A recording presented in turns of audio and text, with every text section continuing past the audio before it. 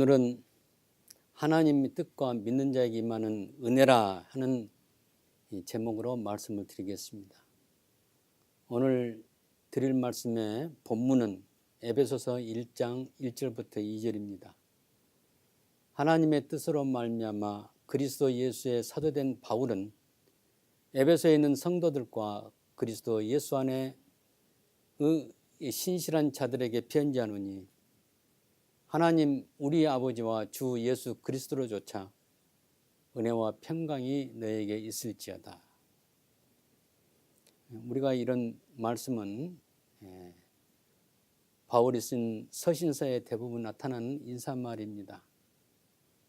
그 인사말은 짧고 간단하지만 깊은 의미가 있습니다. 특히 바울 사도는 공통적으로 이 말씀을 많이 합니다. 너에게 은혜와 평강이 있을지어다. 에베소서는 사도 바울이 에베소에 보낸 편지입니다.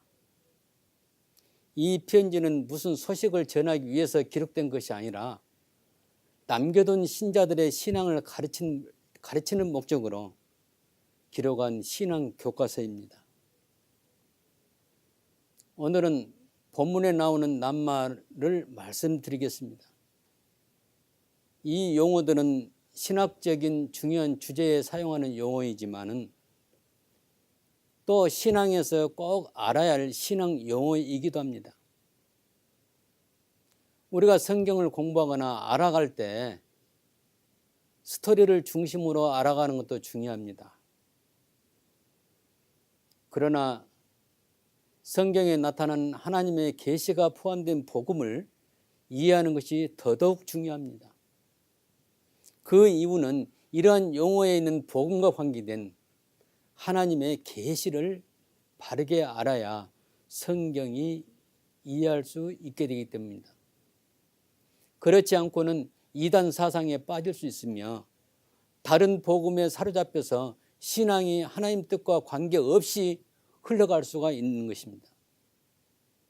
오늘날 설교는 이러한 성경에서 나타나고자 하는 하나님의 은혜와 하나님의 의도하신 구원과 관계된 복음이 빠진 상태로 마치 교양 강좌 비슷한 인간의 생활에 관한 내용으로 가득 차 있습니다.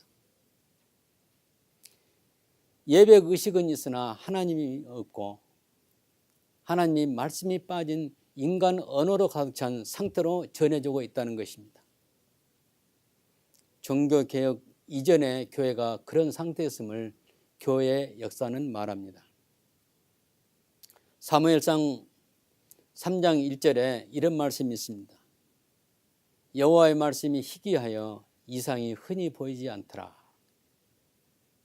영어 성경에 The word of the Lord was rare 로 나타납니다. 여기서 rare는 희귀하다는 말인데 하나님의 영적인 말씀이 사라지고 나타나지 않는다는 의미인 것입니다. 종교개혁 이전과 지금 우리 시대의 상황과 같다고 말하지 않을 수 없습니다. 한마디로 말하면 모든 설교가 하나님의 계시의 말씀이 빠져서 전해지지 않는다는 것입니다. 여러분 이해되십니까? 본문을 구성하는 낱말을 알 필요가 있습니다. 오늘 읽은 본문에 그 첫째가 하나님이 나옵니다. 아마 여러분들은 새삼스럽게 하나님이란 말을 모르는 사람이 어디 있겠는가 이렇게. 이런 말을 하는 사람이 있을지 모릅니다. 사람마다 종교마다 하나님이 다르므로 우리가 믿는 하나님이 누구신지를 알아야 할 것입니다. 사탄은 우리의 신앙을 흐리고 참 하나님을 만나지 못하게 하기 위해서 여러 가지 잘못된 지식을 가지고 말하고 있습니다. 그러므로 우리는 신앙 고백을 분명히 해야 합니다. 우리는 신앙 고백으로 자주 사도신경을 고백합니다. 사도신경에는 성부 하나님, 또 성자 하나님, 성령 하나님에 대한 고백이 나옵니다. 우리가 믿는 하나님은 다른 종에서 말하는 하느님이 아닙니다. 성경에 기록되었고 천지를 만드셨던 하나님을 우리는 고백합니다. 그리고 성경에는 아브라함의 하나님, 이삭의 하나님, 야곱의 하나님, 곧 이스라엘 민족의 조상들의 하나님이라고 말하고 있으며 그 하나님이 선자들의 입을 통해서 약속하셨던 우리 구주 예수님이 오셔서 우리 죄를 구속해 주시는 것입니다. 그러므로 예수님을 구주로 믿는 사람들의 하나님이신 것입니다. 천주교에서 말하는 하느님은 우리가 믿는 하나님이 아닙니다. 무슬림들이 말하는 알라가 우리가 믿는 하나님이 아닙니다. 오늘날 어떤 사람들은 성경에서 말하는 아브라함의 하나님, 이삭의 하나님, 야곱의 하나님이요, 우리 예수님 가르쳐주신 아버지신 하나님이 아닌 다른 종에서 말하는 신을 하나님으로 받아들인 사람이 있습니다. 앞으로 우리 시대를 지나서 미래의 시대에는 이것이 보편화되어서 모든 신을 하나님이라고 부르고 따르는 시대가 올 수도 있는 것입니다. 소위 말하는 종교다원주의를 부르짖는 사람들이 이를 수용합니다. 그 다음에 두 번째 나오는 말이 하나님의 뜻입니다. 오늘날 사람들에게 하나님 뜻이 무엇이냐 그러면 나름대로 자기가 좋아하는 하나님 뜻을 많이 이야기합니다. 성경에서 말하는 하나님 뜻을 말하지 않습니다. 하나님 뜻은 아들을 믿는 자마다 구원은 얻는 것이라고 요한복음 6장 40절에 말합니다. 요한복음 6장 40절에 내 아버지 뜻은 아들을 보고 믿는 자마다 영생을 얻는 이것이니 라고 기록되어 있습니다. 이 말을 더 구체적으로 한다면 내 아버지의 뜻은 바로 예수 그리스도를 믿는 자마다, 믿는 내가 영생을 꼭 구원한다는 그런 뜻이 있습니다. 예수 그리스도를 믿고 영생하는 것이 하나님 뜻입니다. 바울은 이 소식을 전하기 위해서 사도가 된 사람입니다. 바울을 통해서 에베소서가 기록되었고 이 글을 읽는 사람들은 예수를 믿어 영생을 얻게 되는 것입니다. 하나님의 뜻은 내가 예수님을 구주로 알고 구주신 예수 그리스도를 믿어서 영생하는 것입니다. 성경 전체 흐름에서 볼 때 하나님 뜻은 메시아이신 예수님을 통해서 하나님 나라를 회복하는 것입니다. 여러분 이걸 아십니까? 여러분 성경을 통해 이 사실을 발견하셨습니까? 이것을 발견하셨다면 매우 위대한 신앙을 소유하신 분입니다. 하나님 나라를 회복하는 것이 바로 하나님 뜻인 것입니다. 사탄이 아담과 하와를 범죄케 함으로 전 인류가 죄에 빠졌고 그 가운데 하나님이 선택하신 자, 그 영생을 주시기로 작정된 자들을 구원하여 천국 곳간에 드리는 일입니다. 이것이 바로 하나님 뜻입니다. 사도 바울은 이것을 위해서 부름받았다고 스스로 말하고 있습니다. 사도 바울은 이 일을 위해서 자신이 사도가 되었나라고 말합니다. 저와 여러분 하나님의 뜻 안에 있어서 하나님의 자녀로 부름받은 것입니다. 소위 말하는 교회당을 크게 짓는 것이 하나님 뜻이 아닙니다. 선교사를 몇백 명 보낸 것이 하나님 뜻이 아닙니다. 그 이유는 그러한 하나님의 계획과 관계가 먼 인간의 뜻이 들어있기 때문입니다. 하나님은 자기의 뜻을 이루시기 위해서 소명을 주셔서 선교사를 보내고 목사를 부르십니다. 이 부름을 받은 사람이 선교사이고 목사입니다. 바울이 예수님의 사도가 되었습니다. 예수님의 12 제자 가운데 있는 사도가 아니고 하나님의 특별히 이방인들에게 복음을 전하도록 선택하신 사도입니다. 오늘 우리가 하나님의 백성이 된 것도 바울의 복음의 전도의 결과인 것입니다. 바울은 처음에는 기독교를 받게 했던 바리새인이었습니다. 그런데 예수님을 만나고 하나님의 복음을 알고서 전 생명을 바쳐서 전도한 예수 그리스도의 제자이며 사도였습니다. 바울의 사명은 예수님께서 이미 다메섹에 사는 아나니아에게 말씀하신 대로입니다. 예수님께서 아나니아에게 이는 이방인과 임금들과 이스라엘 자손들에게 전하기 위해서 택하심을 받은 그릇이라 이렇게 말합니다. 바울은 지금 터키 지방에 있는 유대교 회당을 방문하여 구약에서 말하는 메시아가 바로 예수라는 걸 전하였고, 그러는 가운데 박해를 받아서 매를 맞기도 하고 쫓겨다니면서 이방인에게까지도 복음을 전하였던 위대한 전도자였습니다. 그리고 바울은 자신의 서신서를 통해서 기독교의 교리를 정리한 위대한 신학자였고 선교사였습니다. 또 목회자였습니다. 하나님은 이 시대에도 바울과 같은 주님의 택한 그릇으로 주님의 재림까지 계속 복음을 지키고 전하고 주의 양들을 양육하는 바울 같은 신학자와 바울 같은 목회자와 바울과 같은 전도자, 바울 같은 선교사를 불러서 사용하십니다. 세 번째, 성도란 말이 나옵니다. 그 다음에 신실한 자라는 말이 나옵니다. 성도는 헬라어로 하기오스, 하기오스란 말하는데 성도는 하나님의 거룩한 백성이란 뜻이고, 신실한 자 피스토스는 번역상 예수 그리스도를 믿는 신자란 뜻입니다. 이 말의 표현은 서로가 달라도 뜻은 같습니다. 철저하게 세상 사람들부터 구별된 하나님의 백성을 말합니다. 참 하나님과 예수 그리스도를 나의 왕이시며 목자이시며 구주로 믿는 하나님의 백성에게 붙여진 특별한 이름입니다. 모든 죄악의 습관을 버리고 시궁창 같은 세상 문화와 풍속에서 출애굽하는 것처럼 빠져나와서 하나님의 거룩한 말씀 안에 사는 하나님 백성이 곧 성도이고 신실한 자인 것입니다.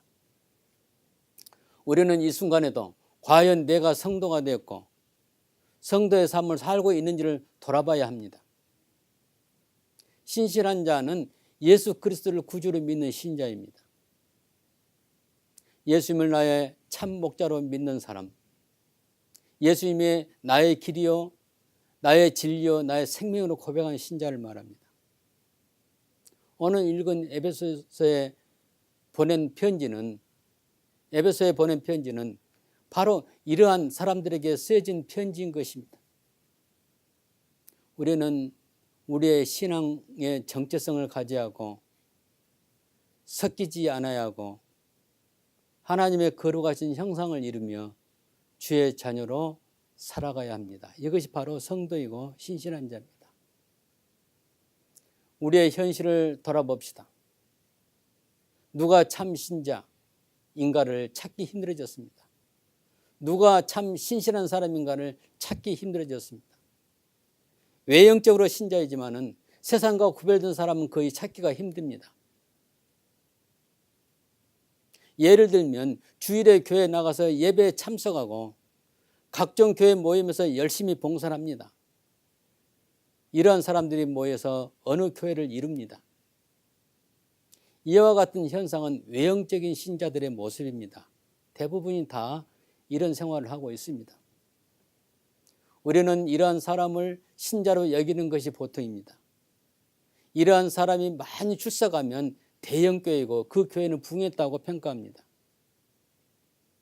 교회는 신자들의 개별 생활에서 하나님 나라와 세상 나라를 구별해서 살고 있느냐의 문제를 보아야 할 것입니다. 교회에 출석하는 신자이지만은 개별 생활에서 세상 사람들과 별다른 생활을 한다면 성도가 될 수 없습니다. 교회에서 예배하고 봉사할 때만 신자이고 교회를 떠나서부터는 세상 사람들처럼 활동한다면 여전히 세상에 속한 사람입니다.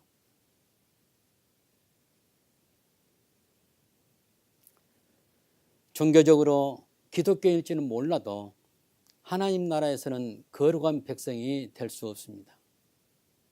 한 주간 내내 하나님과 동행하지 않고서 또 불신자와 어울리면서 골프장에도 가고 오락장에도 가고 먹고 마시는 데 동참한다면, 그런 생활이 일상생활이 되었다면 그 사람은 하나님 나라에 들어올 수 없습니다.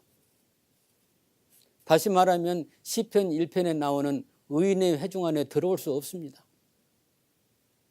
종교적으로 신자일지 모르지만은 하나님 백성 안에 들어오지 못하므로 구원을 받을 수 없는 것입니다. 한마디로 말하면 이들은 알곡이 아닌 쭉정이 신자란 것입니다. 오늘날 대형교회는 이러한 사람들을 성도라고 부르고 있습니다. 마태복음 13장에 나오는 천국 비유에서 알곡은 모아 곡간에 들이고 쭉정이는 모아 불사른다고 말합니다.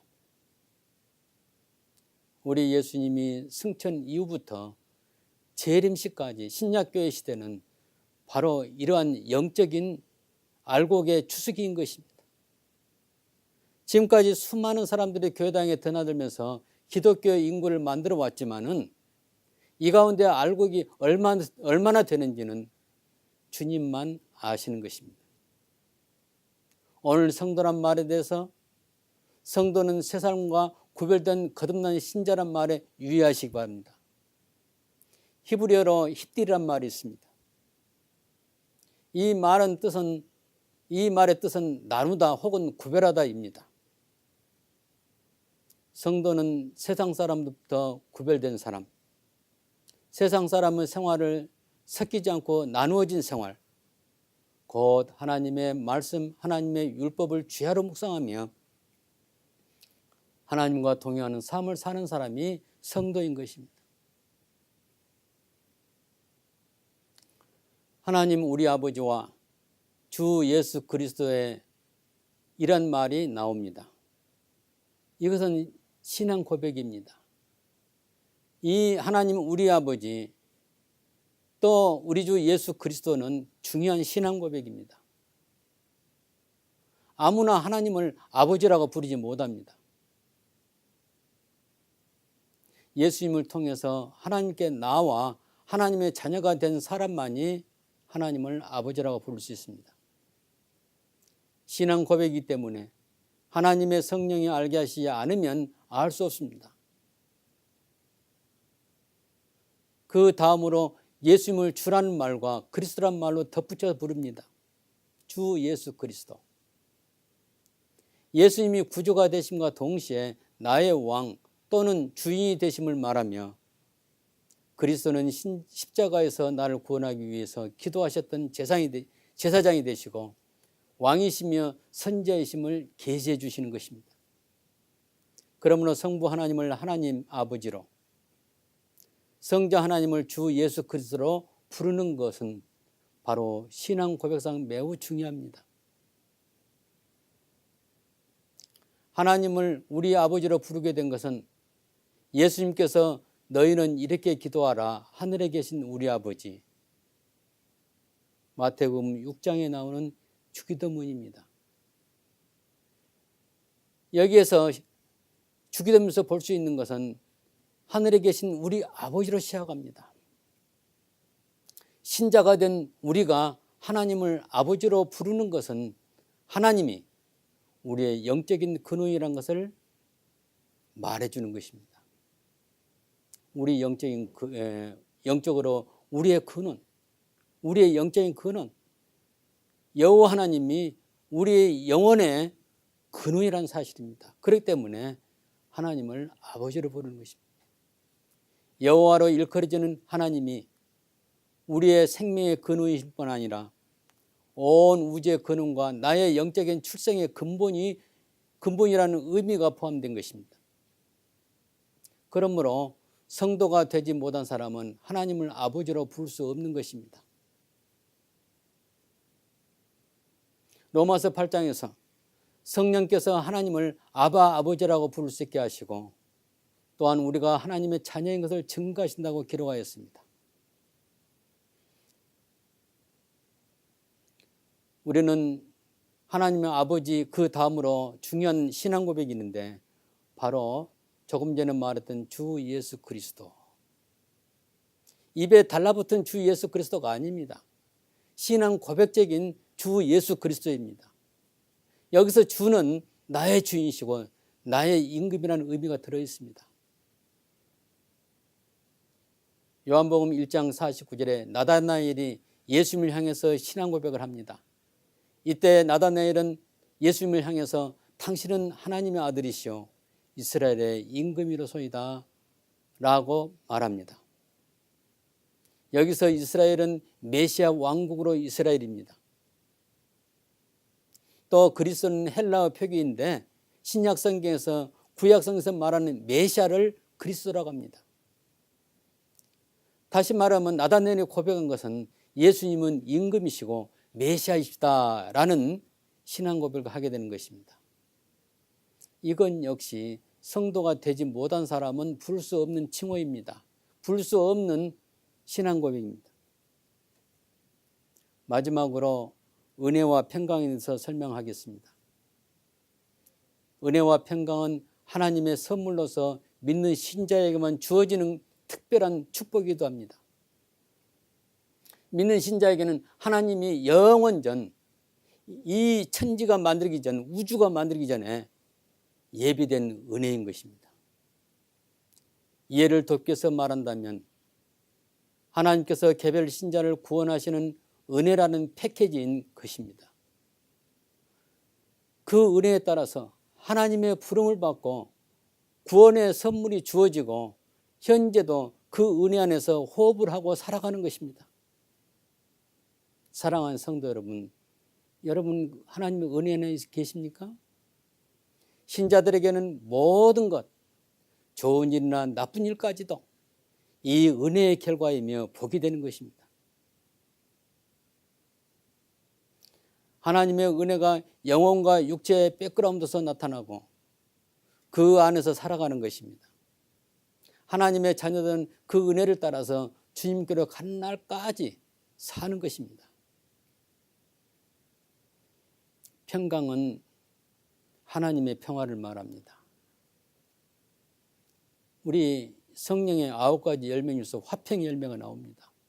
이거에 바로 우리 안에 있는 하나님의 평화를 말합니다. 신자에게 주어진 특별한 선물입니다. 성령의 9가지 열매는 하나님의 선물이에요. 그 중에 하나가 바로 평강인데 은혜의 평강이 너에게 있을지어다. 이 평화는 지상의 평화를 말하는 것이 아니고 성령의 열매로 신자들의 마음에 찾아온 하나님의 평화입니다. 하나님의 자녀에게 주어진 하나님의 선물입니다. 어떤 고난에서도 하나님을 기뻐하며 두려워하지 않으며 천국을 바라보게 됩니다. 각종 전쟁과 재난 속에서도 하나님의 평화가 있는 사람은 두려워하지 않습니다. 여러분 샬롬이란 말을 많이 쓰죠. 이 샬롬은 히브리어로서 하나님의 평화란 뜻입니다. 이 샬롬이란 그 말로 지어진 이름들이 많이 있습니다. 솔로몬도 샬롬이고 살롬에도 샬롬입니다. 이 샬롬은 축복한다, 하나님의 평강을 너에게 전한다, 그런 의미가 들어있는 것입니다. 우리는 천국을 향해서 살아가는 나그네라는 생각으로 철저하게 하나님의 은혜와 평강이 함께하는 가운데 사탄의 시험과 세상의 유혹에서 벗어나서 저와 여러분이 성도라는 신분으로 하나님께 영광을 돌리시기 바랍니다.